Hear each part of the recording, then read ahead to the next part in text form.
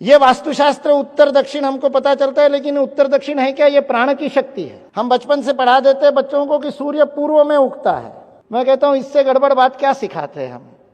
सूर्य जिस दिशा में उगता है उसको पूर्व कहते हैं, पूर्व में सूर्य नहीं उगता। और उसको पूर्व क्यों कहते हैं? तो प्राण विद्या के कारण कहते हैं। सूर्य ही महाप्राण है, उससे ही प्राण प्राप्त होते हैं। तो उस दिशा को पूर्व क्यों कहते हैं? क्योंकि सूर्य के उगने से पूर्व प्राण आ गया, प्रकाश आ गया।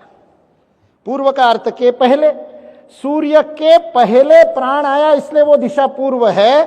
सूर्य के जाने के बाद भी प्राण है, पश्च इसलिए पश्चिम है।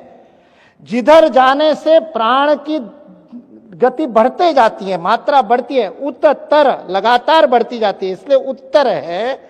जिधर प्राण कम है इसलिए दक्ष, सतर्क रहने की आवश्यकता, इसलिए वो दक्षिण है। वही आग्नेय नैऋत्य में, पूरी पुस्तक अभी नहीं बता दूंगा। जब भारतीय शिक्षण मंडल में शिक्षा में भारतीयता पर काम कर रहे थे तो मन में प्रश्न आया, ये भारतीयता है क्या? तो ये विज्ञान जब भारतीयता का समझने की कोशिश की, ये जो भारतीयता का फिजिक्स समझने, कणाद का फिजिक्स समझने की कोशिश की, तब पता चला कि भौतिक शास्त्र तो केवल अन्नमय कोश से पूरा होता ही नहीं। By only studying matter you cannot study physics, you need to understand the underlying energy.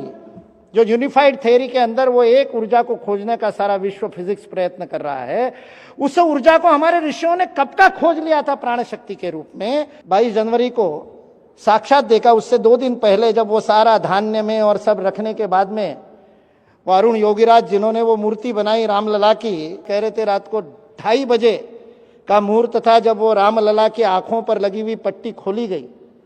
Arun Yogiraj कहता है मैं सामने बैठा था, मेरे आंखों में आंसू आ गए, और वो साथ में जो कार्यकर्ता थे उनका हाथ पकड़ करके वो कंपित करके बोलता है, अरुण ये मूर्ति मैंने नहीं बनाई, ये मेरे रामलला नहीं है, क्योंकि मूर्ति का विग्रह बन गया था, पत्थर में प्राण प्रकट हो गया था। ये प्राण प्रतिष्ठा का विज्ञान भारत